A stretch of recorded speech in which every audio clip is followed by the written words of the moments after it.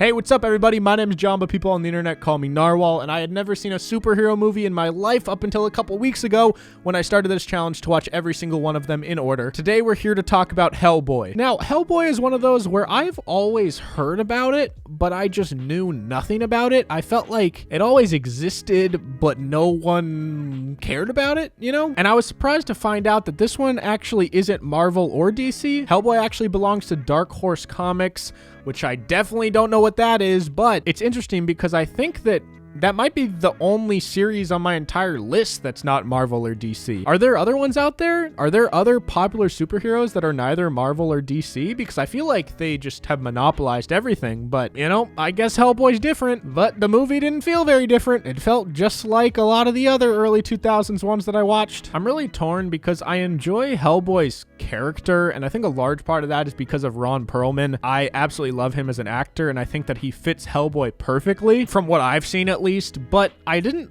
really like the movie, but I really did enjoy Hellboy himself. One of my biggest complaints about this movie is that there's hardly any blood, and I said that in my TikTok review, and there were some people that commented like, bro, one of the earlier scenes in the movie is a ritual where they literally drain someone's blood, and there's some sacrifice where some guy comes out of blood, and I get that, but other than that particular scene, there was no like gore or blood really throughout any of the movie. And I know it was the early 2000s and all that, but come on, it's called Hellboy. When I think of Hellboy, I think of torture, blood, guts, bones, anything that you would think of hell. And I know that like he came from hell, but he's actually a good guy and he's not all about ending the world and killing people. He's just doing his thing. He just happens to be from hell. It felt like when you think you have a thick fart coming and then you fart and it's like, you know? I just was hoping it would be a lot more bloody and gory and like badass, but it wasn't. Something that really blew my mind is that they were talking about how one of the characters had like a surgical addiction, and I originally didn't know if that was a real thing or if they just made that up for the movie, but I googled it and it turns out it is real. There's people who get really addicted to either the feeling of surgery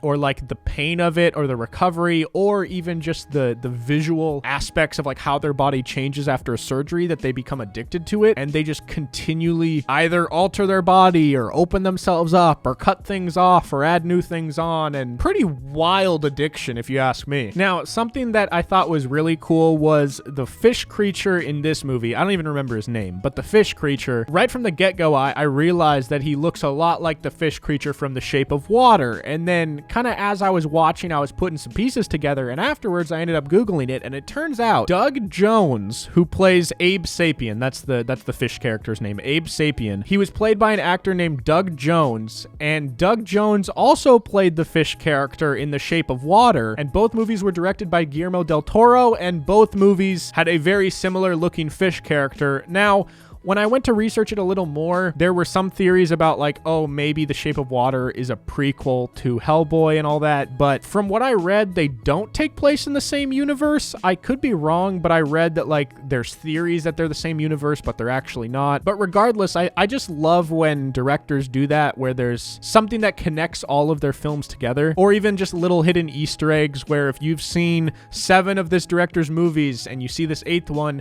there might be a certain line that only you understand. I think stuff like that is so cool. And I do really enjoy that Hellboy's character is very human in the sense that it shows him failing, messing up, dealing with his own, what did I just say? Dealing with his own insecurities and his anger and his rage and all these different challenges that he's trying to personally overcome because he's trying to figure out who he is. I think that's cool because a lot of other movies show, you know, the superheroes are just badass. They're just savages and they just can do anything they want. They always save the day. And obviously Hellboy saves the day, but he also is trying to figure out who he is along the way. And I think that was pretty cool. But that's kind of the extent of the things I enjoyed about this movie. I thought it was it didn't do anything that blew me away, and I probably won't be watching it again. I gave it a 6.8 out of 10 on my TikTok review, but looking back on it, I'm gonna bump it down to a 6. I just feel like a 6.8 is too high for a movie that I probably won't watch ever again. So I hope you guys enjoyed this review. If you did, be sure to drop a like, leave a comment down below letting me know what you thought of Hellboy, and definitely check out my podcast. podcast if you want more content. It's called Peak to Middle School. There's 2 episodes every single week. It's a really fun and funny show with my buddy Kyle. We've literally uploaded 2 episodes a week for 2 years, and we film it, we edit them, we upload them all ourselves, and we've just been working really, really hard on it, and it'd mean a lot if you guys went over there and checked it out and just listened to 1 episode,